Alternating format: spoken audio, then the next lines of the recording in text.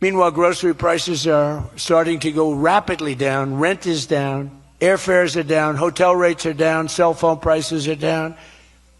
And we're just getting started. But more importantly than going down, our growth is through the roof. It's way up. He's just plain wrong. And we have the receipts to prove it. I released a new report marking Trump's 1 year in office and checking in on his progress in delivering on some of his key campaign promises. But first, I want to give credit where credit is due. Donald Trump is making history. He took on one of the most pressing issues in American history, trying to buy Greenland. Yeah, he's had some of the most infamous scandals. Anyone remember Signalgate, when his Secretary of Defense texted war plans to a reporter? And he spent the 1 year anniversary of his presidency in the Swiss Alps rubbing shoulders with the wealthy and well-connected, a staple of his presidency. But for everyone else, where did you think he'd be today, a year after Trump was sworn in? Well, Trump swore up and down that he would lower costs on day one.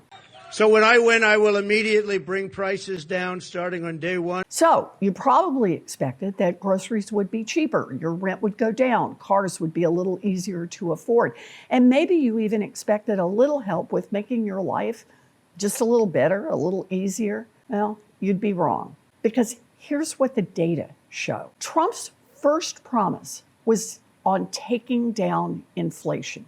Starting on day one, we will end inflation and make America affordable again. Okay, so where are we today?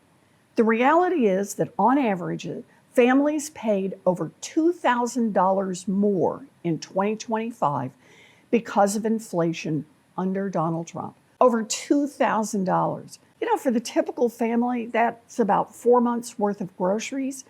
In many places, it can cover more than half your electricity bills for a year. And here's the crazy part. When President Trump first came into office, inflation was trending down. You know, this should have been a slam dunk for Trump. But after he announced his sweeping tariffs on Liberation Day, annual inflation started to go up. You can see it in your grocery bill. You can see it in your utility bill. Buying a new pair of shoes, you can probably see it there too. And the list goes on. Healthcare, haircuts, car repairs, streaming services, all of these have been hit by inflation. And all of that has meant that you're paying thousands of dollars more per year under Trump. And make no mistake, you are shouldering these costs, not giant corporations. Just take a look at inflation from Trump's tariffs alone. Goldman Sachs, oh yeah, Goldman Sachs, predicts that American consumers, that's you, are absorbing up to 55% of tariffs costs, not big businesses, you. And here's some more bad news. It's likely you probably haven't even felt the full force of price increases from Trump's tariffs yet. Just last week, Amazon CEO said tariffs are starting, yes, starting to bump up prices. Now, I'm going to keep doing what I can to stop Trump's on-again, off-again tariffs. But one thing's for sure. If Trump wanted to keep his promise to lower inflation, what he's done is the exact opposite. All right, Trump's promise number 2. A vote for Trump means your groceries will be cheaper. A vote for Trump means your groceries will be cheaper. Here's the reality. Families paid roughly $150 more for groceries in 2025 under Donald Trump. Anyone in America who goes grocery shopping knows that didn't happen. Prices are up on coffee, beef, orange juice, white rice, bananas, on and on and on. And that's just at the grocery store. An old-fashioned term that we use, groceries. I used it in the campaign. It's such an old-fashioned term, but a beautiful term, groceries. It sort of says a bag with different things in it. Groceries went through the roof. And I campaigned on that. I talked about the word groceries for a lot. Yeah, anyone who thinks groceries is an old-fashioned word hasn't gone grocery shopping in God knows how long. All right, what about at a restaurant? How are prices there? Same thing. Dining out is more expensive too. All right, promise number 3.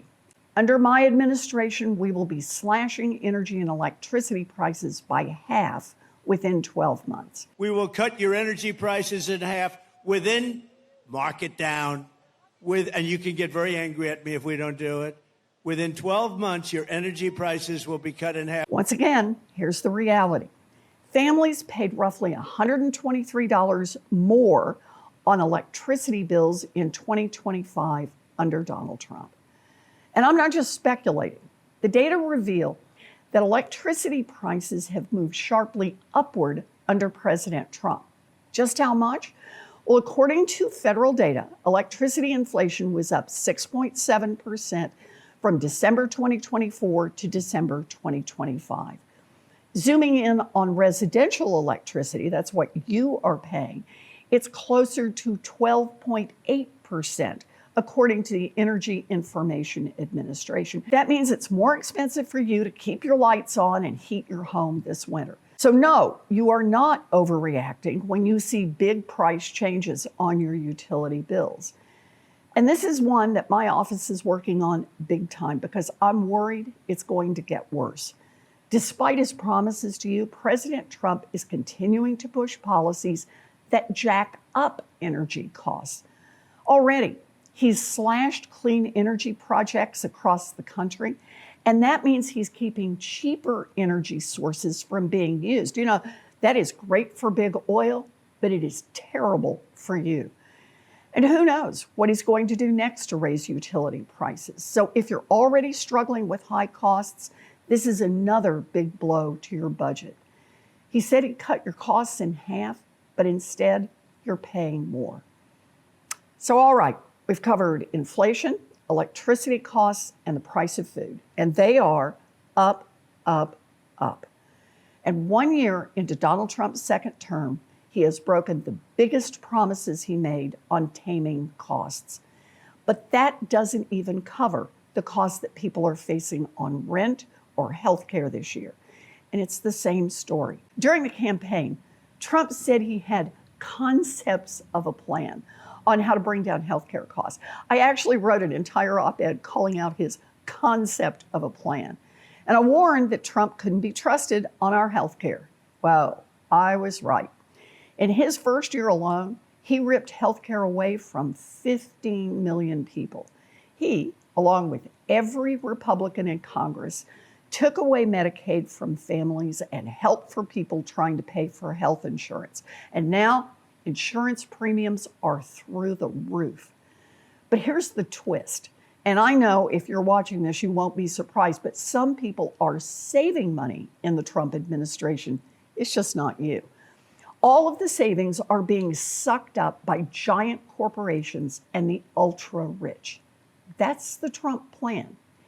Use the presidency to make himself, his family, his donors, and his billionaire buddies richer. And as for you, costs go up, up, up, plain and simple. It's just not right. Democrats are going to stay in this fight to lower your costs.